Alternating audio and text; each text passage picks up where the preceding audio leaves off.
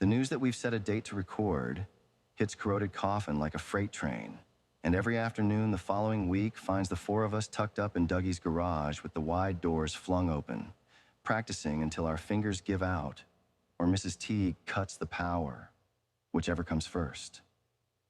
Corroded Coffin has always been good enough for Paige to sign off on. But now we're good and focused, and the combination feels intoxicating. I can't still feel the buzz of music in my veins. On Thursday, as I rumble the van through the entrance to the trailer park, it's only the threat of a potential crash that's stopping me from joggling my knee to the music in my head. But Ronnie, in the passenger seat, has no such restrictions. She's got her drumsticks out, and she's beating out the rhythm to Fire Shroud on the dashboard, on repeat. Just like she's done the whole way home. It's feeling good, right? I ask, once Ronnie gives her sticks a final spin and shoves them into her bag. It's feeling really good. Ronnie says, I thought Jeff was gonna shit the bed on the bridge, but I think he's been practicing. yeah. Oh, hey, what do you think about switching up the lyrics in the last verse? Like, instead of raging through my skin, burning through my veins, it's raging through my skin, blazing through my veins. They both sound good to me. But there's that rage blaze, like, half rhyme. I think I'm gonna change it. I pick up the rhythm Ronnie's dropped, tapping it out on the steering wheel. Maybe I'll ask Paige. She knows this shit. She could probably give us some pointers. When I glance over at Ronnie, she's kind of just watching me out of the corner of her eye. What? Nothing. You're just really excited about this. It's nice to see. What happened to We're Too Garage for this? Don't use my own words against me. I thought we were friends. I laugh, pulling to a stop in front of her trailer. She starts to gather her things. Shit, did you grab the bio homework? I hadn't even known there was bio homework. Every moment I'm at school, I'm thinking about either the demo, Dad's job, or Hellfire, which means that my class lectures are basically just white noise, like the grown-ups in a Peanuts cartoon. Wah, wah, wah. The blank look on my face must answer Ronnie's question because she rolls her eyes, opening the van door. Why do I ask? Why do you ask? I'll get it from Jeannie. She opens the van door. Then I'm gonna call you and pass it on, and then you're going to give me a 2-minute monologue on the difference between DNA and RNA when I see you tomorrow. No excuses, Munson. I've heard you talk for half an hour about the intricacies of elven politics in Tolkien. What you don't understand is that, as High King in Lindon, Gil-galad may have had a claim of rulership over the Sindarin dynasties in Mirkwood and Lothlorien. I'm done. Ronnie jumps out of the van, slinging her bag over her shoulder. But those two Sindarin dynasties had originally been established to escape Noldrin elves. Is that Eddie Munson? The front door to Ronnie's trailer is open, and Granny Ecker is standing on the top step, hands on her hips. Despite being on the far side of her 70s, she still stands almost as tall as Ronnie does, and there's a lot of wiry strength packed into her ropey frame. I know this from experience, since Granny Ecker was usually the only one to check me when I was running wild as a kid. I still shudder every time I see a wooden spoon. Guilty as charged, Granny, I say, leaning out the window. Get out of that car and come in for some dinner. She instructs me in a voice that leaves no room for argument. I find some anyway. I can't, I'm sorry. Bev's got me working tonight.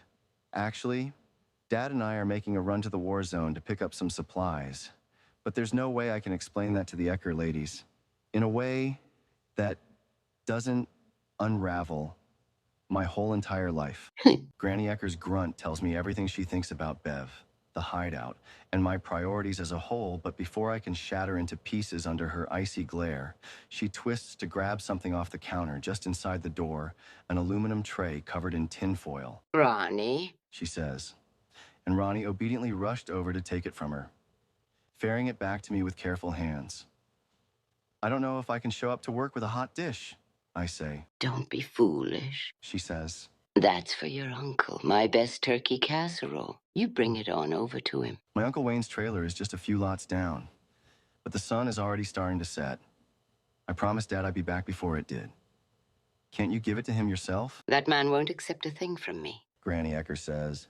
But you and I both know he needs feeding if he's not going to turn to skin and bones. You want me to ask again? I have a vision of that wooden spoon. No, Granny, I say, turning the van off and sliding dutifully out of the driver's seat. Ronnie presses the tray into my hands. And he'll have that tray back to me within the week. She says, already stomping back into the trailer. Or I'll have something to say about it. The screen door swings shut behind her before I can respond.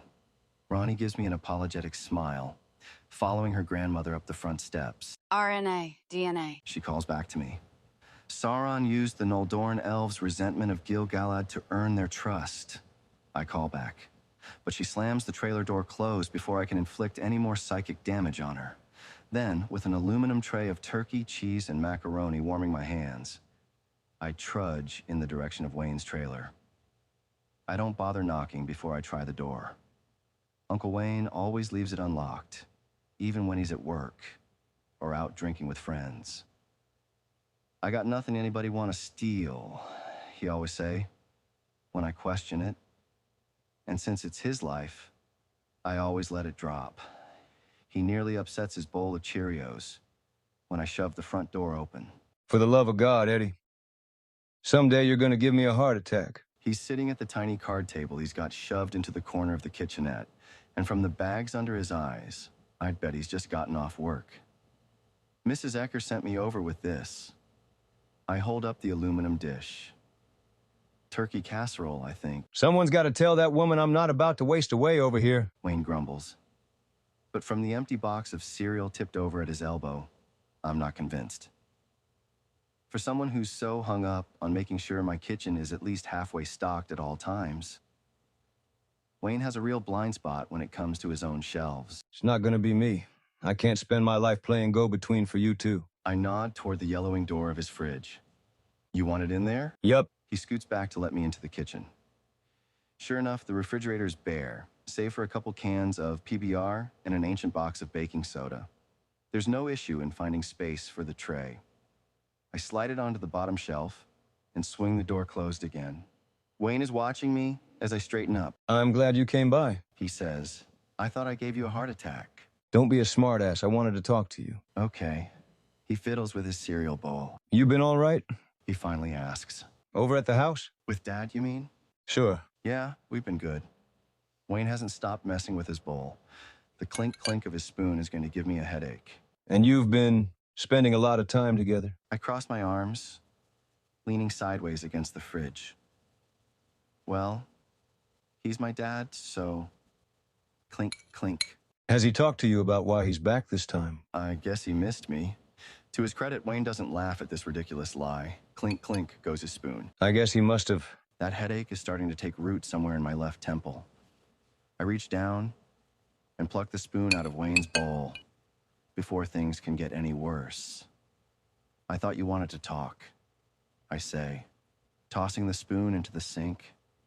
It clatters against the bottom, loud in the close, width of the trailer. Is this what you wanted to say? No. Then could you spit it out? If I'm not at the hideout in 30, Bev's gonna eviscerate me. I ran into Rick Lipton at Melvald's yesterday. It takes me a second to place that name. Rick Lipton. Reefer Rick. Yeah, is all I say.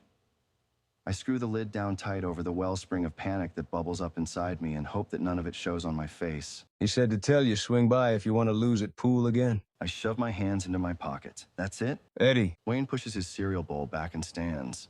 He's trying to do meaningful eye contact with me. I oblige, widening my eyes so he can see how ridiculous this whole situation is. You hanging out with Rick Lipton now? Jesus Christ, is that a crime? You know what that man does, don't you? I roll my eyes. Going off the sandwich baggie on your bedside table? You definitely do. But needling isn't working on Wayne. Not right now. His gaze doesn't waver. But you can't blame me for putting some pieces together here. What pieces are those? Al comes back to town. You won't tell me why, and he sure won't tell me.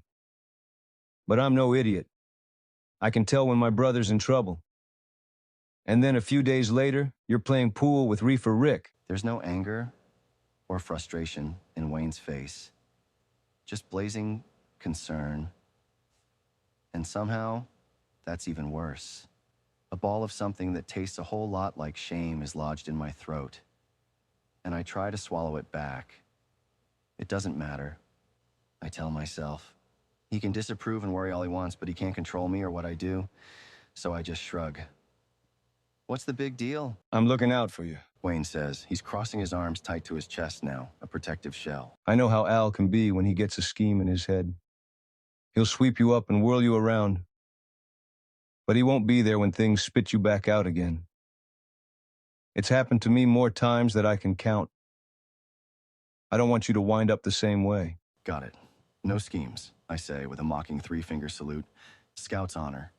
But Wayne just shakes his head. I'm serious, Eddie. You're old enough. You've already learned this for yourself. Your dad's not the guy you can hang your hat on. Not if it's a hat you don't want to lose. The flash of temper that burns through me is bright and scorching. I said I got it, I snap. I'm not a kid, and I'm definitely not Wayne's kid. I don't need lecturing. Are you done? You can tell me stuff, Eddie. You know that, right? Even if you don't want me to say anything back. I just look at him, watching as his shoulders slump in the silence. And maybe it's the light in here, but I realize that there's more gray in his beard than there was even a few months ago. More lines on his face. Weird how that happens so fast. Yeah. He finally says, I'm done. He's done. We're done. I'm definitely done. There's a short, tempered goodbye, and then I'm back outside, stomping toward my van like the ground under my feet did something to piss me off. Break if you're gonna break, Dad had told me over the pool table. Well, I've broken. The game has started, and nothing's gonna stop me from playing to the end.